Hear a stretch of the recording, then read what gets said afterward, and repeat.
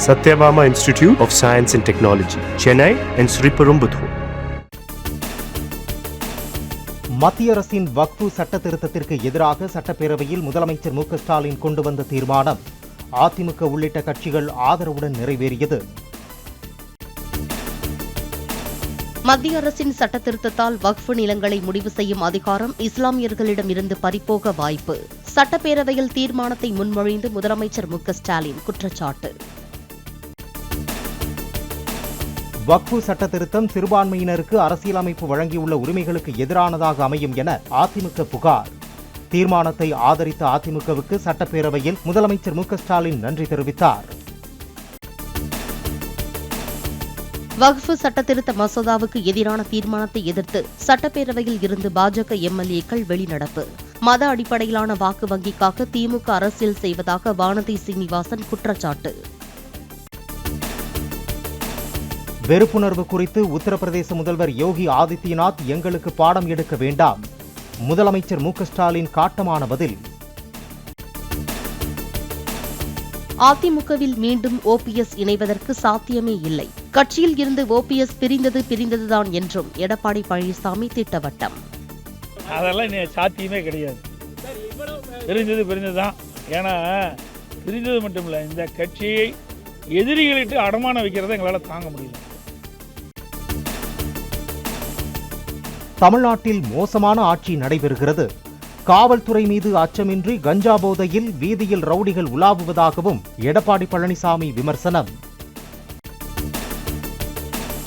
எடப்பாடி பழனிசாமியை தொடர்ந்து அண்ணாமலை திடீர் டெல்லி பயணம். மத்திய அமைச்சர்கள் அமித்ஷாவை சந்திக்க திட்டமிட்டிருப்பதாக தகவல். அதிமுகவுடன் கூட்டணியா என டெல்லி செய்தியாளர்கள் கேள்வி. நாளை பேசுவதாக பாஜக மாநில தலைவர் அண்ணாமலை பதில். I'll meet the press tomorrow. If you also arrive, so there's any alliance or anything. Madam, I'll meet. Sir, CM has commented. I will talk. Please. Sorry, madam.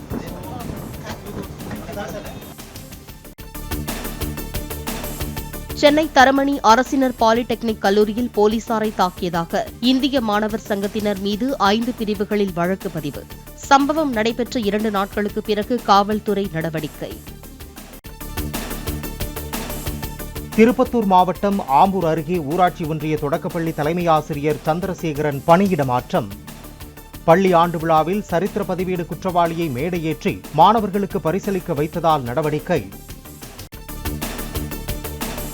வாக்காளர் பட்டியலை பிழைகள் இல்லாமல் தயாரிக்க மாவட்ட தேர்தல் அதிகாரிகளுக்கு டெல்லியில் பயிற்சி தொடக்கம். தமிழகத்தைச் சேர்ந்த 13 மாவட்ட தேர்தல் அதிகாரிகள் மற்றும் 24 சட்டமன்ற தேர்தல் அதிகாரிகள் பங்கேற்பு. பாம்பன் புதிய ரயில் பாலத்தை திறந்து வைக்க வரும் பிரதமரை கடலோர காவல்படை வீரர்கள் வரவேற்க ஏற்பாடு. கப்பலில் நின்றவாறு கையில் தேசிய கொடியுடன் வரவேற்கும் கண்கவர் ஒத்திகை நிகழ்ச்சி. தென்னிந்தியா முழுவதும் எல்பிஜி டேங்கர் லாரி உரிமையாளர்கள் காலவரையற்ற வேலைநிறுத்த போராட்டம். சமையல் மற்றும் வணிக பயன்பாட்டிற்கான எரிவாயு சிலிண்டர்களுக்கு தட்டுப்பாடு ஏற்படும் அபாயம். கொடநாடு கொலை மற்றும் கொள்ளை வழக்கு விசாரணை. முன்னாள் முதலமைச்சர் ஜெயலலிதாவின் வளர்ப்பு மகன் சுதாகரன் கோவை சிபிசிஐடி அலுவலகத்தில் ஆஜர். இலங்கை சிறைகளில் உள்ள மீனவர்களை விடுவித்து தமிழக மீனவர்களின் படகுகளை உடனடியாக விடுவிக்க வேண்டும். வவுனியாவில் நடைபெற்ற இருநாட்டு மீனவர் சங்க பிரதிநிதிகள் ஆலோசனைக் கூட்டத்தில் ராமேஸ்வரம் மீனவர் சங்க பிரதிநிதிகள் வலியுறுத்தல். கல்வான் பள்ளத்தாக்கு மோதலால் பாதிக்கப்பட்ட உறவை மீண்டும் கட்டியெழுப்ப இந்தியாவும் சீனாவும் பணியாற்றுகின்றன.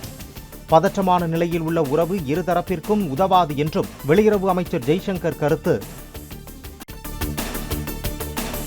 6900 கோடி ரூபாய் செலவில் பீரங்கி துப்பாக்கி அமைப்புகள் மற்றும் இழுவை வாகனங்களை வாங்க தனியார் நிறுவனங்களுடன் பாதுகாப்பு அமைச்சகம் ஒப்பந்தம்.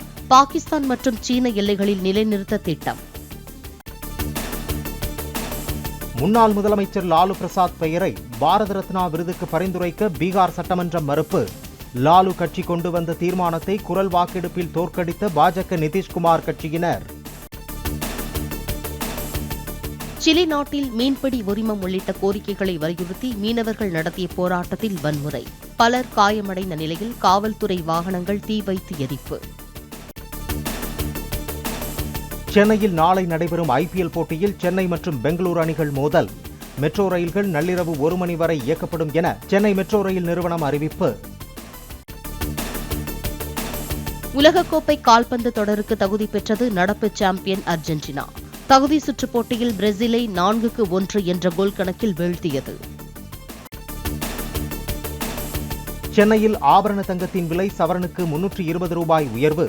கிராம் தங்கம் 8,235 ரூபாய்க்கும் சவரன் 65,880 ரூபாய்க்கும் விற்பனை.